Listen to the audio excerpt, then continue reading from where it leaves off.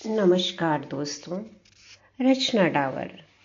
I transform lives by practicing and sharing simple conscious exercises that make a big difference।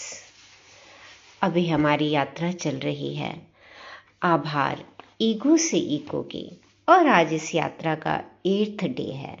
आपको कैसा लग रहा है बिना शिकायतों के दिन बिताना? मुझे पूरा विश्वास है कि आप पहले से अपनी भावनाओं को और ज़्यादा सकारात्मक होते देख रहे होंगे, क्योंकि जो भी अभ्यास आपको दिए जा रहे हैं वो सब के सब हमारी भावनाओं का शुद्धिकरण कर रहे हैं। तो चलते हैं आगे के अभ्यास पर। क्या करना है?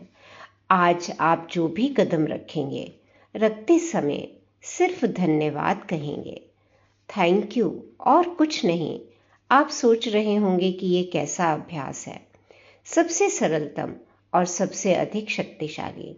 हमारा मस्तिष्क, जो कि हर समय कई प्रकार के थॉट से भरा रहता है, और एक समय ऐसा आता है कि हमें लगता है कि हमारे पास कोई समाधान नहीं है, तो ये एकमात्र समाधान हमें उपलब्ध है।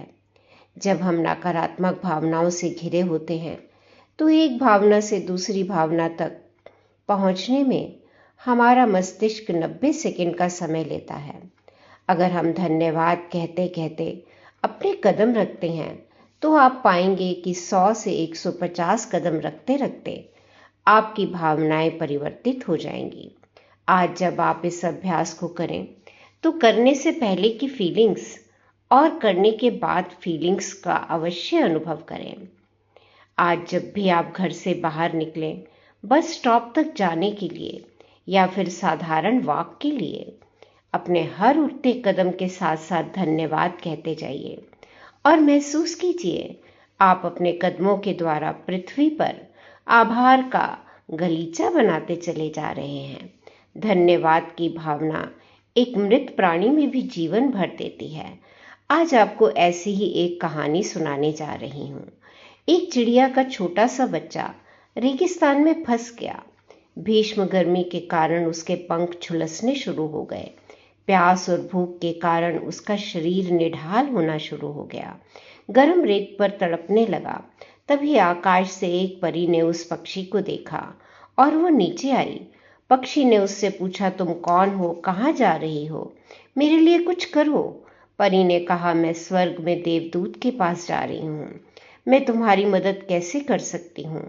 पक्षी ने कहा, तुम देवदूत के पास जा रही हो तो उनसे पूछना कि मेरी इस दशा से मुझे कब मुक्ति मिलेगी। परी देवलोक पहुंची और उसने पक्षी की विपदा बताई। देवदूत बोले, इस पक्षी को तो ऐसे ही 7 जन्मों तक तड़पना है। परी ये सुनकर बोली, पर इसका कोई उपाय तो अवश्य होगा। देवदूत बोले कि तुम पक्षी से इतना कहो कि वो जैसा है बस थैंक यू, धन्यवाद कहे। परी उड़ती उड़ती पक्षी के पास पहुंची और पक्षी को देवदूत का संदेश दिया और परी लोग चली गई। लगभग 7-8 दिनों के बाद परी फिर से देवलोक जाने के लिए निकली तो उसने देखा कि वो पक्षी अब थोड़ा थोड़ा चल रहा है। उसके छोटे छोटे पंख फिर से आने लग गए हैं।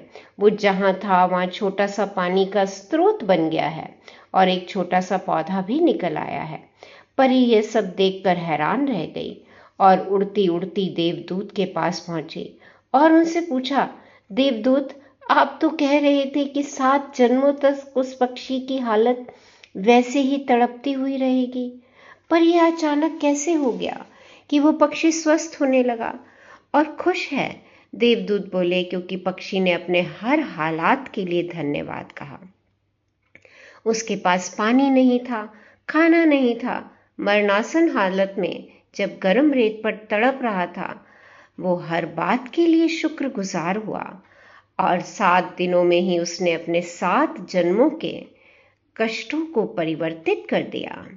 दोस्तों, जब मैंने ये कहानी पढ़ी तो एक बार को लगा कि ये तो कहानी है, परंतु मैंने इस कहानी को अपने जीवन में उतारना शुरू किया। रोज शुक्राने के कदम चलकर और ना जाने अनेक सुखद अनुभवों के खजाने पा लिए। तो आप भी अपने अनुभवों को परिवर्तित कीजिए, अपने हर कदम के लिए धन्यवादी हो जाइए और पिछले दिनों के सभी अभ्यासों को 21 दिन तक अवश्य कीजिए। और अपने अनुभवों को साझा भी कीजिए। आपके लिए आज का विचार, मेरे पास जो भी है, जैसा भी है, जितना भी है, उसके लिए धन्यवादी हूँ। Thank you, thank you, thank you.